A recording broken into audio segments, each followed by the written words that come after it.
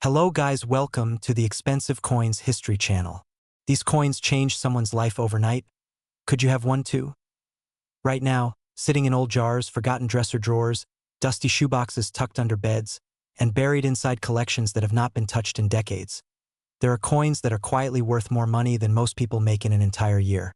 Not gold bars, not rare gems, ordinary-looking nickels, 5-cent pieces that most people walk right past, drop into a tip jar without a second thought, or trade away at a coin counter machine for face value. The kind of coins that pass through dozens of hands before someone finally looks close enough to realize what they are holding. Today, we are going to talk about 5 of those exact coins. 5 Jefferson Nickels from the United States of America that have sold, graded, and been verified at values that will absolutely stop you in your tracks. We are talking about coins worth tens of thousands of dollars. Real money. Life-changing money, and the most remarkable part of this entire story is that these are nickels, 5-cent coins, pieces that were made for everyday circulation and spent like they meant nothing at all. Before we go any further, if you are new here and you have never subscribed to this channel, right now is the time to do it. Hit that subscribe button. Turn on your notifications, because what we talk about on this channel is not guesswork and it is not hype. We dig into the real history, the real details, and the real values of coins that most people overlook entirely. The people who watch this channel are the ones who start finding things. They start looking differently at their change. They start checking those old collections from grandparents and aunts and uncles with completely new eyes. And every single day, someone somewhere discovers that they are holding something extraordinary. Subscribe so that you are part of this community when that moment happens for you. Now let us get into it. Let us start with a coin from a year that most people would consider completely unremarkable. A year that sits right in the middle of the 1960s. A year when the United States Mint was producing nickels in enormous quantities and nobody was paying much attention to what was different about them. That year is 1966, and the Jefferson Nickel from 1966 is our first coin today, and when you hear what it has sold for in the right grade and with the right characteristics, you are going to look at every single 1966 nickel you ever come across with an entirely different level of respect. The Jefferson Nickel program began in 1938, replacing the Buffalo nickel that had defined American pocket change for the previous quarter century. The new design was created by Felix Schlag, a German-born sculptor and designer who won a nationwide competition to reimagine the 5-cent piece. His design featured a portrait of Thomas Jefferson, the 3rd President of the United States and the primary author of the Declaration of Independence, on the obverse. On the reverse, Schlag rendered Monticello, Jefferson's famous plantation home and architectural masterpiece located in Charlottesville, Virginia. It was a dignified, historically grounded design, and it became one of the most enduring coin designs in American history. The Jefferson Nickel has been in continuous production ever since, spanning nearly 9 decades of American life. By the time the mid-1960s arrived, the United States Mint was operating under extraordinary pressure. The country was experiencing a severe coin shortage that had begun in the early part of the decade and was growing worse every year. Collectors were pulling coins from circulation in record numbers. Vending machines and payphones were consuming coins faster than the mint could replace them. Silver was rising in market value to the point where silver coins were being melted for their metal content. The entire monetary system was strained. In response, Congress passed the Coinage Act of 1965, which made 2 significant changes that directly affected the 1966 Jefferson Nickel.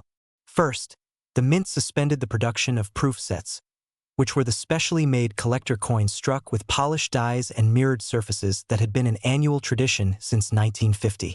Second, and critically for collectors and researchers, the mint eliminated mint marks from all coins beginning in 1965 and continuing through 1967.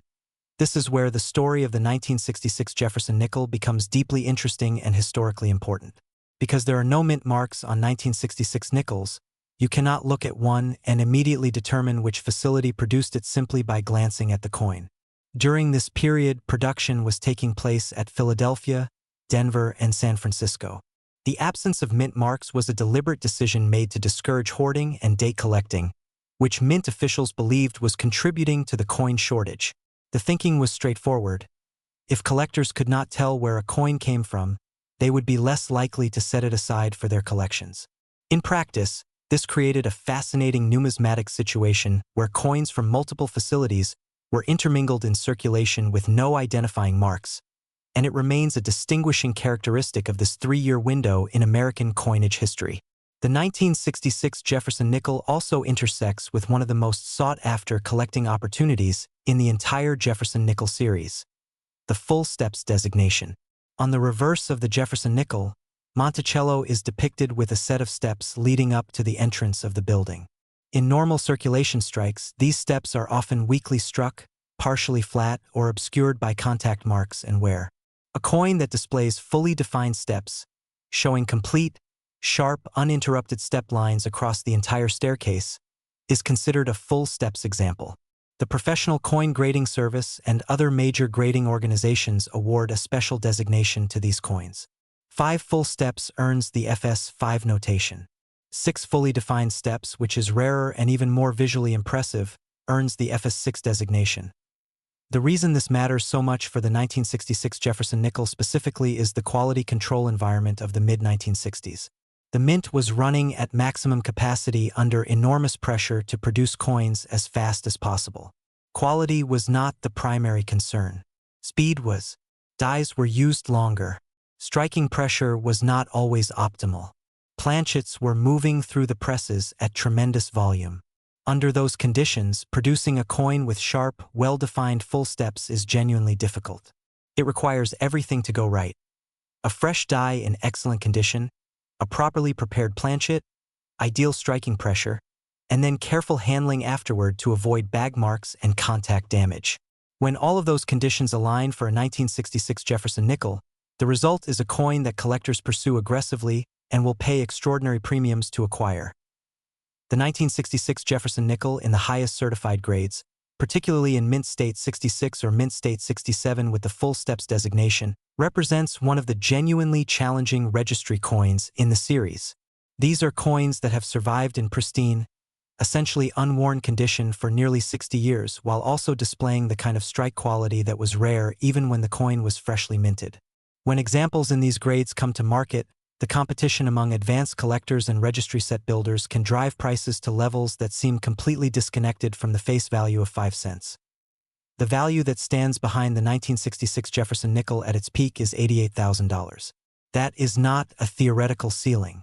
That is not speculation about what someone might pay someday. That is the documented value of a 1966 Jefferson Nickel in the right grade with the right characteristics. $88,000 for a nickel that came out of a mint running at full production speed in the middle of the 1960s during one of the most chaotic periods in American coinage history. A nickel with no mint mark. A nickel that looks, to the untrained eye, like every other nickel sitting in the change cup at a cash register. But to someone who knows what they are looking at, to someone who understands the strike quality, the surface preservation, the luster, and the specific combination of factors that make a coin truly exceptional, it is something entirely different. This is the power of numismatics. This is why this subject matters. Not just because of the money, though the money is real and it is significant, but because these coins carry history inside them. They carry the pressures and decisions and circumstances of the moment they were made. Every 1966 Jefferson Nickel is a tiny artifact from a period when America was changing rapidly, when its monetary system was being restructured, when the mint was producing billions of coins under conditions that were far from ideal. The ones that survived that process in extraordinary condition are genuinely remarkable objects, and the market recognizes that. That is the 1966 Jefferson Nickel. That is the first coin on our list today, and it is a coin worth examining very carefully if you come across one. The second coin on our list today comes from a completely different era than the first. We have moved out of the turbulent, high-pressure, mark-free years of the mid-1960s and landed in the final stretch of one of the most economically transformative decades in modern American history. The year is 1990. The facility is Denver. And the coin is the 1990 Jefferson Nickel, a piece that carries a documented value of $41,000 at its peak and a story that speaks directly to something every serious collector and every casual treasure hunter absolutely needs to understand. The relationship between mintage numbers, quality control, and the specific kind of survival that turns an ordinary coin into something extraordinary. By 1990, The Jefferson Nickel had been in production for more than 50 years. The design had gone through subtle refinements over the decades but remained fundamentally true to Felix Schlag's original vision. Thomas Jefferson still commanded the obverse. Monticello still anchored the reverse with its staircase, its columns, and its distinctive dome. The coin was familiar. It was ubiquitous. It was produced in the hundreds of millions every year at multiple facilities across the country, and most Americans gave it absolutely no thought whatsoever. It was the nickel. It bought a small portion of nothing in 1990 compared to what it could purchase in 1938 when the series began. Inflation had done its work on the purchasing power of 5 cents, and the coin had settled into a role of minor functional utility in everyday transactions. The Denver Mint by 1990 was one of the most productive coining facilities in the world. Situated in the heart of Colorado, operating with modern equipment and experienced staff, Denver was churning out coins in volumes that would have been unimaginable to the founders of the mint. The D-Mint mark, struck clearly on the obverse of each coin produced there, identified Denver's output with a pride and precision that had been restored since the mark-free years of 1965 through 1967. Collectors knew where their coins came from again. They could track production by facility. They could compare Denver strikes against Philadelphia strikes and evaluate the differences in quality, luster, and strike sharpness. And this is precisely where the 1990 D Jefferson Nickel begins to reveal its character, because the story of this coin is not simply about rarity in terms of low numbers. It is about a different and in many ways more interesting kind of scarcity. It is about the rarity of perfection within abundance. The Denver Mint produced tens of millions of Jefferson Nickels in 1990. The total mintage for the year was substantial by any measure. If you picked up a random 1990 nickel from circulation today, there is a perfectly reasonable chance it came from Denver. These are not coins that were produced in tiny limited quantities. They are not key dates in the traditional sense of coins where the mint simply made very few of them and the survivors are rare purely because of original production numbers. What makes the 1990 D Jefferson Nickel valuable in the grades that command $41,000 is something entirely different. It is the full steps characteristic again, combined with the absolute top tier of mint state preservation. And understanding why full steps examples in the highest grades are so difficult to find from Denver in 1990 requires understanding something about how coins are made, handled, and eventually graded decades later. When nickels come off the presses, they do not get carefully wrapped in cotton and stored individually in protective cases. They get dumped. They fall into large bins and hoppers, they travel through counting and sorting equipment, they get bagged in bulk, they are shipped in heavy canvas bags alongside thousands of other coins, they rattle against each other constantly, and by the time they reach a bank or a cash register, most of them have accumulated a network of tiny contact marks, small abrasions, and hairline scratches from all of that coin-on-coin contact. For a coin to survive that entire journey in a condition that a grading service would certify as mint state 67 or higher, with sharp, complete, fully defined steps on Monticello, is genuinely exceptional. It requires not just a great strike at the moment of production but also a kind of charmed, protected journey through the entire distribution process. Collectors who specialize in Jefferson Nickels will tell you that finding true full steps examples from Denver in 1990 in the highest mint state grades is a search that can go on for years. They will tell you that the coins exist but that the populations certified at those levels by major grading services are strikingly small relative to the total number of coins produced. This is the paradox of high mintage modern coinage. Because so many were made, people generally assumed they were easy to find in high grades and did not save them carefully. Because nobody was saving them carefully, the ones that survived in exceptional condition are genuinely hard to locate today. The very abundance of the coin in its time contributed directly to the scarcity of top-quality examples now. There is also a technical dimension to the full steps question for Denver nickels specifically during this period that is worth understanding. The depth and sharpness of the step lines on Monticello depend heavily on the condition of the reverse die at the moment of striking. A fresh, sharp die with full detail in the step area will produce coins with clean, well-defined steps. As that die is used to strike coin after coin after coin, the fine detail in the step lines gradually wears away, becomes shallower, and eventually produces coins where the steps are incomplete or indistinct even on freshly struck pieces. At the production volumes Denver was running in 1990, dies were working extremely hard. The window during which a particular die was producing full step strikes in the highest quality was relatively narrow. Most coins struck from a given die came before or after that optimal window. Only a small fraction landed exactly in that sweet spot. When you combine a high-production environment with die where patterns and normal bag handling damage, the result is exactly what the certified population data shows. A coin series produced in great abundance with a tiny surviving fraction of examples that meet the highest standards for both strike and surface quality. That tiny fraction is what drives the market for the 1990D Jefferson Nickel to the values it commands today. There is something else about the 1990D that deserves attention, and it connects to a broader truth about coin collecting that is easy to overlook when you are focused entirely on grades and values. The late 1980s and early 1990s were a transitional moment in American numismatics. The professional grading services had been established in the mid-1980s, and they were changing the way collectors thought about coins. For the first time, there was a standardized, third-party system for certifying grades and authenticating coins. Collectors could buy and sell with greater confidence. Registry sets, where collectors competed to assemble the finest known examples of complete series, were becoming a major force in the market. And one of the series that attracted serious registry set competition was Jefferson Nickels, particularly the full-step subset. This meant that when serious collectors started looking hard at 1990D Jefferson Nickels in the 1990s and early 2000s, they were looking with fresh eyes and professional tools.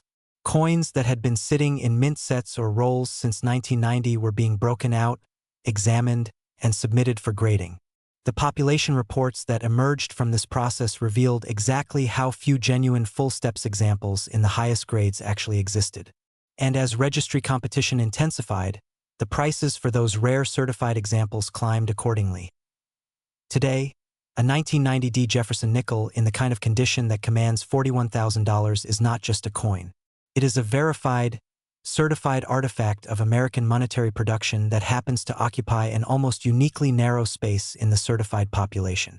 It is a coin that survived everything the distribution system threw at it, emerged with its steps intact and its surfaces clean, and was recognized and preserved by someone who understood what they had. The odds against any individual 1990D nickel becoming that coin were enormous. Most of the tens of millions struck that year are circulated, contact-marked, or otherwise below the threshold that makes them remarkable. But a small number made it through. And the ones that did are worth the kind of money that changes your perspective entirely on what a nickel can be. $41,000. From a coin with a face value of 5 cents. Produced by the millions at a facility that was simply doing its job on an ordinary production run in 1990. That is the 1990D Jefferson Nickel, and that is the second coin on our list today. We are now moving into territory that surprises people even more than the first two coins on this list.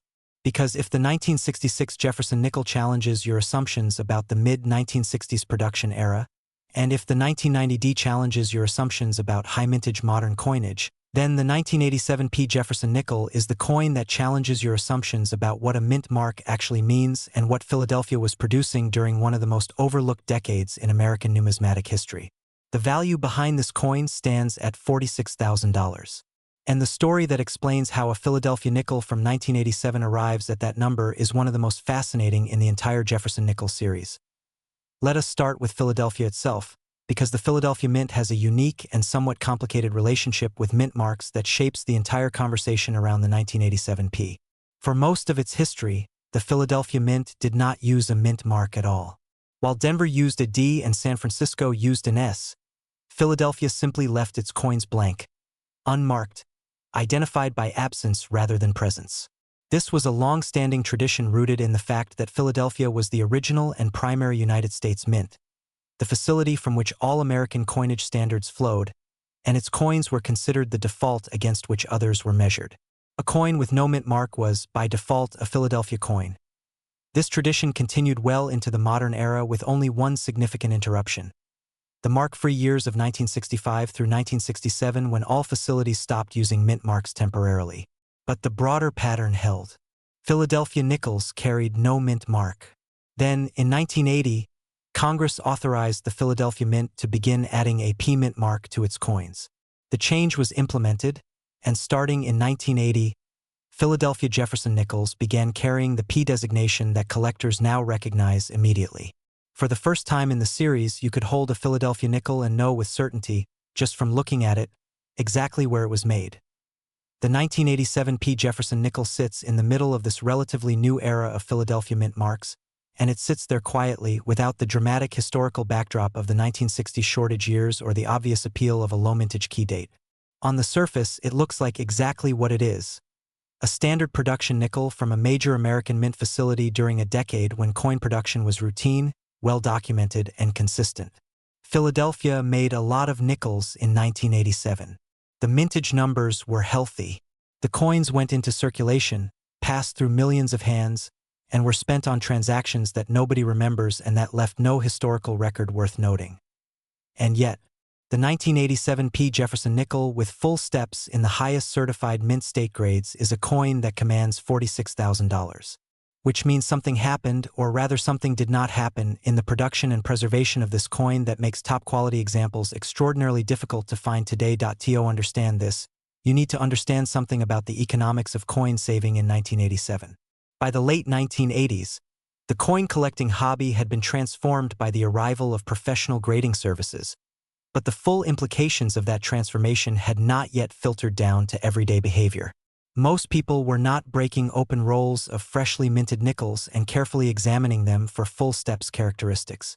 Most people were not setting aside 1987 Philadelphia nickels in individual protective holders, keeping them away from contact damage, storing them in temperature-controlled environments. The coins went out, the coins circulated, the coins accumulated the wear and marks that circulation brings, and the ones that did not circulate got tossed into jars, bags, and dresser drawers where they spent years rattling against other coins and acquiring exactly the kind of bag marks and contact damage that prevents a coin from reaching the highest mint state grades. The small number of 1987 P nickels that survived in truly exceptional condition did so largely by accident. They were in mint sets that were stored carefully. They were in rolls that happened to be at the end of a production run when the bag handling was gentler. They were in a bank vault that nobody opened for years. The survival of any top-quality coin from this era is a story of luck and circumstance more than it is a story of deliberate preservation. And the full steps element adds another layer of difficulty on top of the surface quality question. Philadelphia in 1987 was producing nickels at a pace and volume that made quality consistency a genuine challenge. The reverse dies used to strike the Monticello design were working through enormous production runs, and the fine detail in the step lines was vulnerable to the same die where patterns that affected Denver's production in 1990. A fresh die would produce clean, sharp steps. A tired die would produce soft, indistinct steps. Most coins struck from a given die fell outside the window of optimal sharpness. The ones struck during that narrow optimal period had the best chance of showing full steps, but they still needed to survive handling and storage in pristine condition to be worth what the highest grade certified examples command today. What makes the 1987 P particularly interesting from a collector's perspective is the way it fits into the broader landscape of 1980s Jefferson Nickel production. This was a decade when the hobby was growing rapidly, when more collectors were paying attention to modern coinage than ever before, and when the full steps designation was becoming recognized as one of the key quality indicators in the series. Collectors were starting to look at 1980s nickels with more serious eyes. Population reports were being built. Registry competition was beginning to take shape. And what those early investigations revealed was that certain dates from the 1980s, dates that seemed completely ordinary on the surface, were producing astonishingly small certified populations in the top full steps grades. The 1987 P was one of those dates. When collectors and researchers started submitting examples and tracking the results, the pattern became clear. Genuine mint state 67 full steps examples from Philadelphia in 1987 were rare. Not rare in the dramatic sense of a coin that was barely made at all, but rare in the meaningful numismatic sense of a coin that exists in certified top-quality condition in numbers small enough to make acquisition genuinely competitive and genuinely expensive. There is also something worth noting about the physical characteristics of well-struck 1987 P. Jefferson nickels that goes beyond the step lines. The Philadelphia Mint's coins from this period, when they are at their best, display a particular quality of luster and surface texture that collectors find deeply appealing. The fields, which are the flat background areas of the coin, show a cartwheel luster that catches light and moves across the surface as you rotate the coin. The details in Jefferson's portrait are crisp and well-defined. The lettering is sharp. The overall visual impression of a top-quality 1987p nickel is of a coin that was made with care and has been preserved with equal care, even if both the making and the preserving were partly matters of fortunate circumstance rather than deliberate intention. This is the kind of coin that rewards patient searching. It is not going to announce itself loudly. You are not going to pick up a 1987p nickel and immediately know you have something extraordinary simply because it is rare in the obvious sense. You need to know what you are looking at. You need to examine the steps. You need to assess the surfaces for contact marks. You need to evaluate the luster and the strike sharpness and the overall eye appeal. All of that knowledge is what separates the person who spends a 1987p nickel on a transaction they forget the next day from the person who recognizes what they have and preserves it and eventually discovers that they are holding $46,000. This is exactly the kind of story this channel exists to tell, because the information is the key. The coin does not change based on whether you know its value. A 1987p Jefferson Nickel in mint state 67 full steps is worth $46,000 whether you know that or not. But only one of those two scenarios ends with you benefiting from what you have. The knowledge is what makes the difference. The awareness is what transforms a 5-cent coin into a life-changing discovery. $46,000. From Philadelphia. From 1987. From an era that most people dismiss as too recent and too common to be worth serious numismatic attention. The 1987p Jefferson Nickel is proof that extraordinary value hides in the most unexpected places, wearing the most ordinary faces, waiting for someone to look closely enough to see what is really there. That is the third coin on our list today. We have arrived at the fourth coin on our list, and this one carries a weight that goes beyond numismatics. This one carries the weight of American history itself.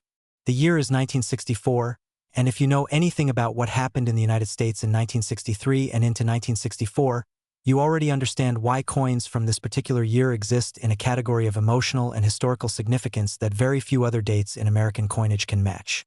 The 1964 Jefferson Nickel commands a documented value of $90,000 at its peak, making it the highest valued coin on our entire list today. And to understand why, you need to understand the year, the circumstances, the production environment, and the specific combination of factors that made top-quality 1964 Jefferson Nickels so extraordinarily difficult to preserve and so intensely sought after by the most serious collectors in the hobby. November 22, 1963, changed America in ways that are still being processed and understood more than 60 years later. The assassination of President John F. Kennedy in Dallas, Texas, sent a shockwave through the national consciousness that touched every corner of American life, including the coin-collecting hobby. In the weeks and months that followed, Americans began saving Kennedy half-dollars, which were rushed into production in early 1964 as a memorial to the slain president. But the broader collecting impulse that the national trauma unleashed did not stop at half-dollars. People began saving coins more generally.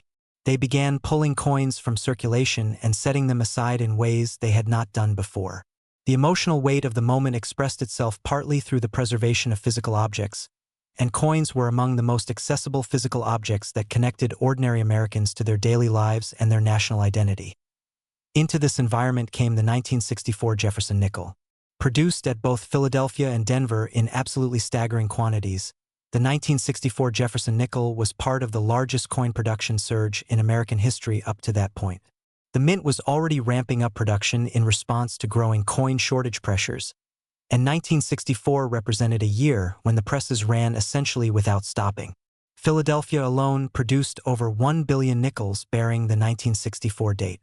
When you include Denver's production, the total number of 1964 Jefferson Nickels struck is a figure that boggles the mind.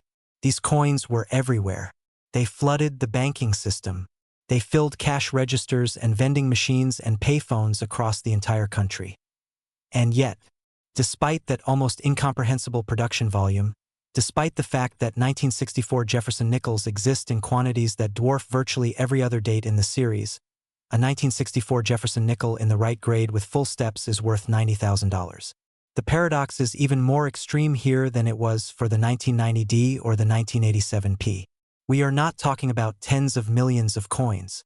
We are talking about billions.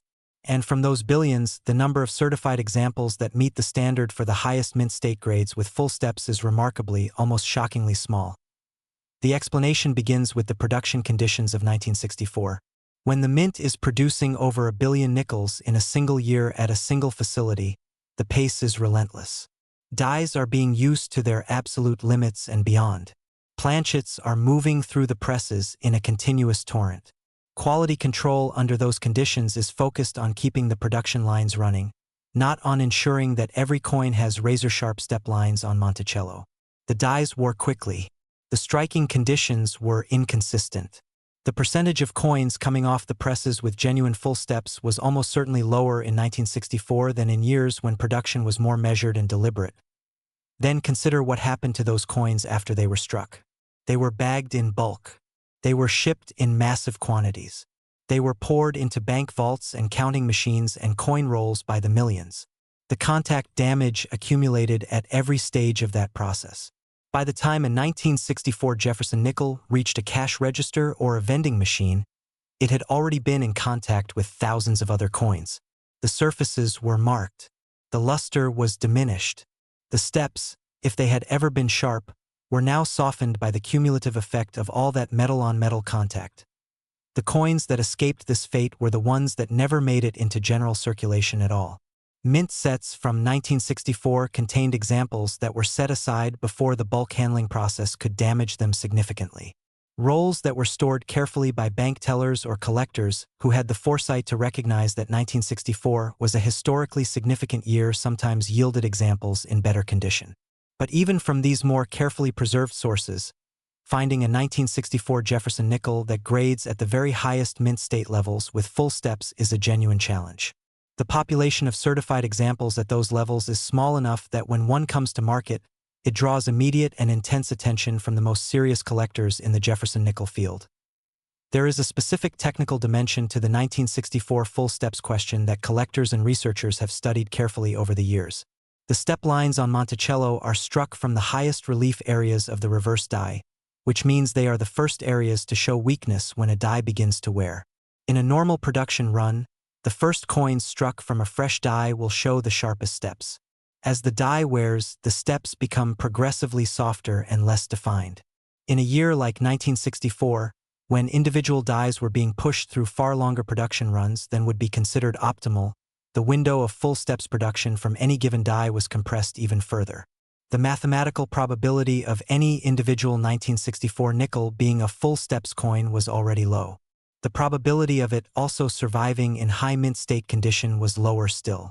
The combination of both characteristics at the highest certified levels represents an intersection of rarity that the market prices accordingly. What $90,000 represents, in the context of a coin that was made by the billions, is a kind of ultimate proof of the principle that rarity is not simply about how many were made. It is about how many survived in a specific condition that meets a specific standard. 1 billion coins made means nothing if the conditions of their making and their distribution ensured that virtually none of them could survive in the state required to qualify as truly exceptional. The 1964 Jefferson Nickel is perhaps the purest expression of this principle in the entire series. So many made. So few that matter in the way that commands $90,000.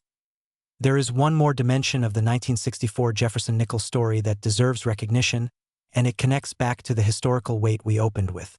When you hold a 1964 Jefferson Nickel, you are holding a coin from one of the most turbulent and transformative years in American history. The civil rights movement was reaching a critical legislative moment with the Civil Rights Act of 1964. The Gulf of Tonkin incident was drawing America deeper into Vietnam. The Beatles had arrived in America and were beginning to reshape popular culture. And over all of it hung the grief of a nation still processing the loss of a president less than a year before. These nickels were in people's pockets during all of that. They changed hands at diners and newsstands and bus stations while history was being made around them. They are tiny witnesses to an enormous moment. The ones that survived in extraordinary condition are rare not just in the numismatic sense but in a deeper sense.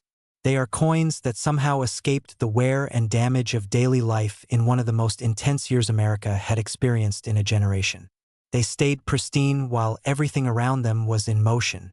And today, when a collector acquires a 1964 Jefferson Nickel in mint state 67 full steps, they are acquiring not just a certified coin in a plastic holder. They are acquiring a physical artifact from a year that shaped the country in ways that are still visible today, preserved in a condition that reflects care and circumstance and a little bit of the same luck that has always been part of the greatest finds in numismatic history. $90,000. From a nickel. From a year when billions of nickels were made. From a coin that most people would drop into a parking meter without a second thought. That is the 1964 Jefferson Nickel, and that is the most valuable coin on our list today.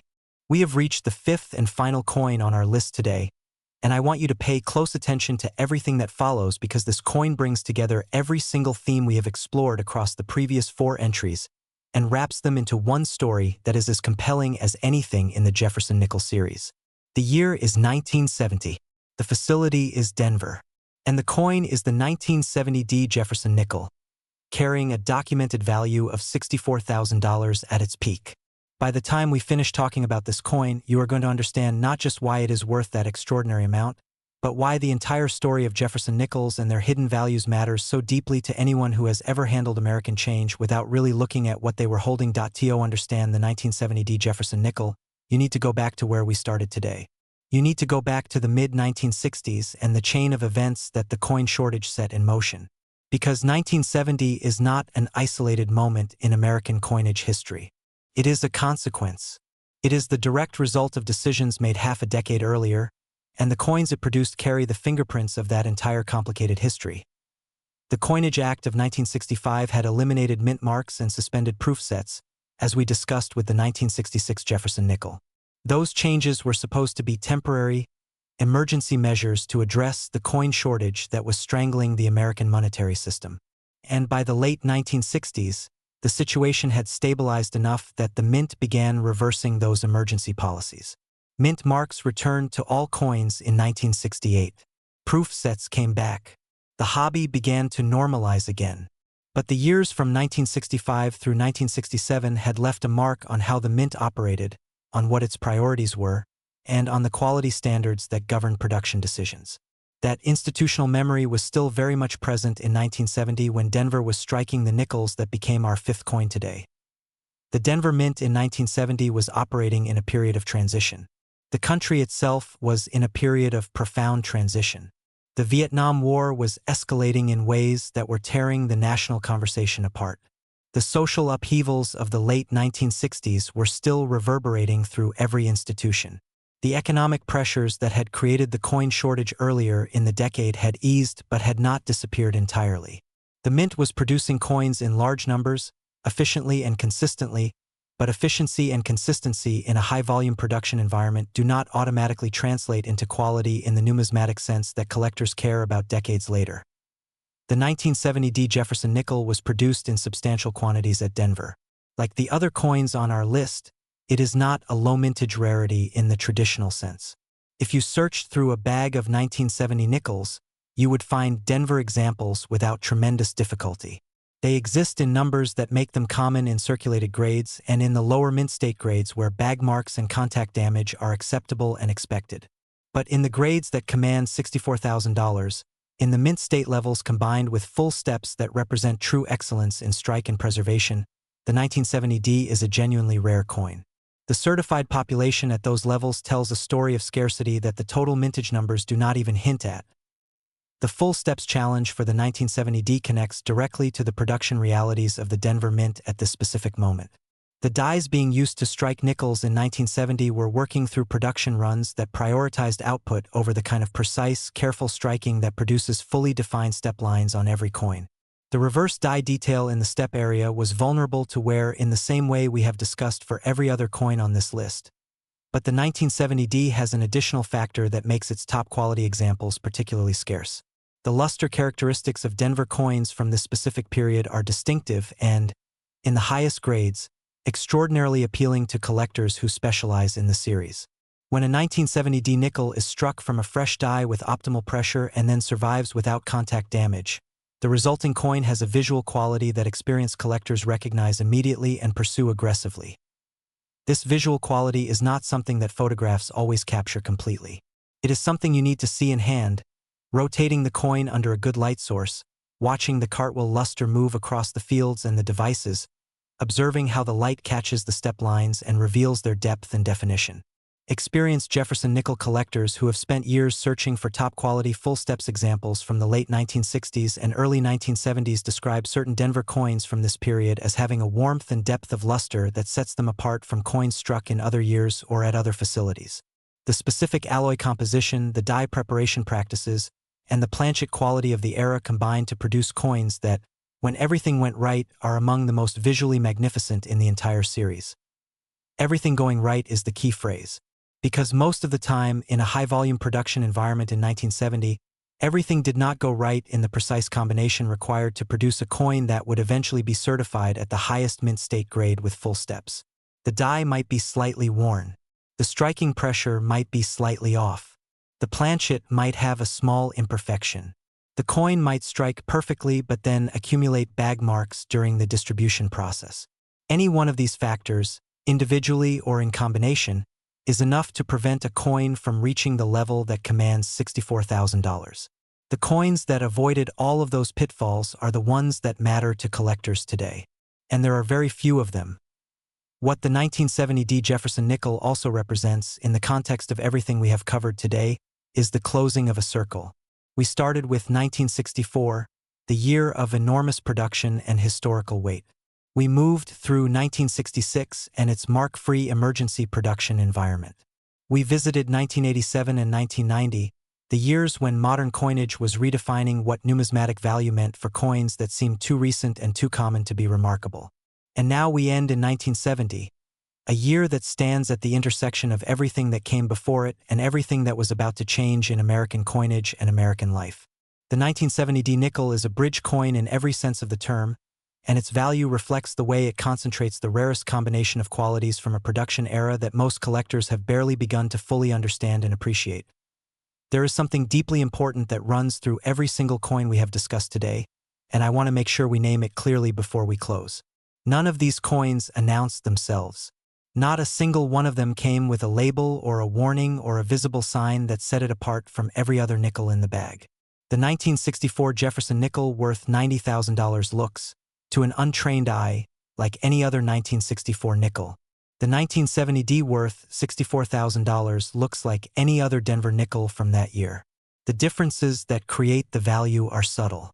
They are in the step lines and the surface preservation and the luster characteristics and the absence of contact marks. They are details that reward knowledge and attention and patience. They are details that most people never look for because most people never learned that looking was worthwhile. That is what this channel is about. That is the entire point of everything we do here. We build the knowledge.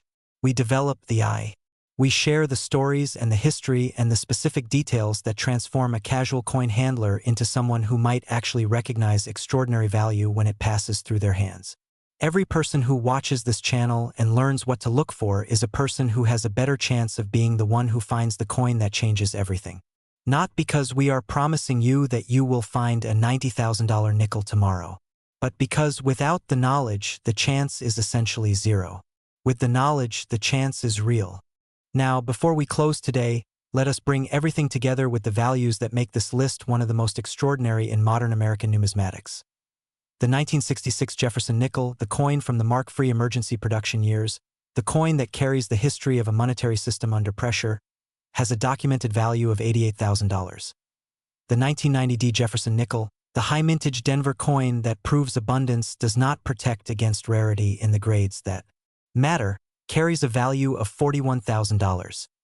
The 1987P Jefferson Nickel, the Philadelphia coin from the decade that most collectors dismissed entirely, stands at $46,000. The 1964 Jefferson Nickel, the coin produced by the Billions in one of the most historically charged years in American history, commands $90,000 and leads our entire list.